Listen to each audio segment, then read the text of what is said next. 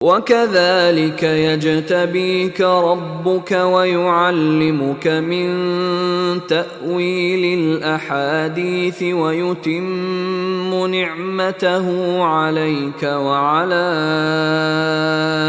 آل يعقوب كما أتمها على أبويك من قبل إبراهيم وإسحاق إن ربك عليم حكيم।